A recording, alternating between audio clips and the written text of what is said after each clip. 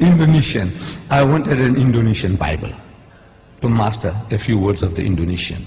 So I went to the Bible house in Durban. My city in South Africa has got a Bible house where they specialize in Bibles in different languages. I want an Indonesian Bible. They said they haven't got it. Okay. I said, try Johannesburg. They might have it. So when I went to Johannesburg, I go to the Bible house in Johannesburg.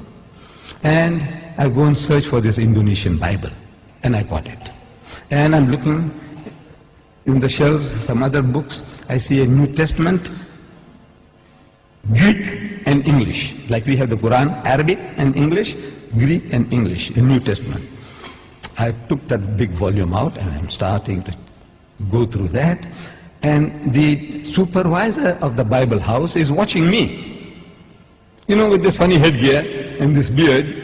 He says, what this guy is doing with all these expensive volumes, because this was an expensive volume which I took down, Greek, English of the New Testament. So he comes up to me, he says, good morning. I said, good morning. He said, what makes you interested in these books? I said, no, I do comparative religion, and I have come across something here in this Greek English of the New Testament that can be of use to me.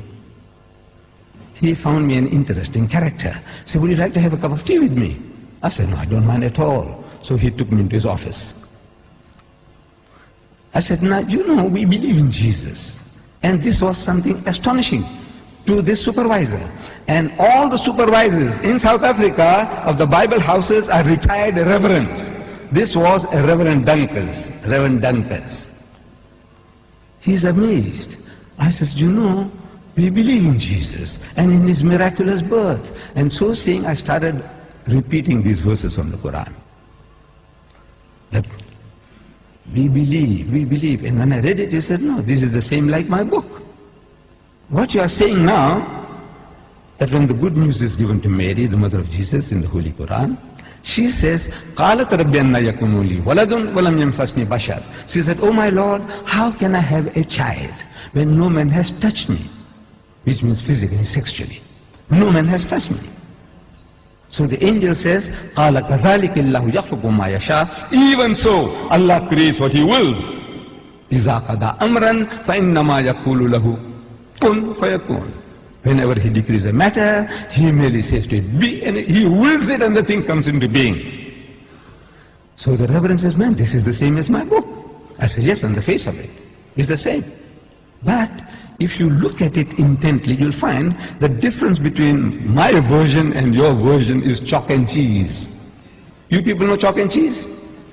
You know the difference between chalk and cheese? The Canadians didn't know. The Canadians, I'm telling you, when I went to Canada, I spoke about chalk and cheese. They didn't hear that phrase before. We, the English people in South Africa, we know, everybody knows chalk and cheese. Chalk and cheese may look like white, but it's that's poles apart. You can't eat chalk, but you can eat cheese.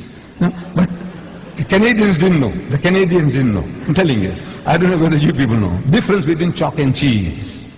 The poles are, in other words, poles apart. She said, how?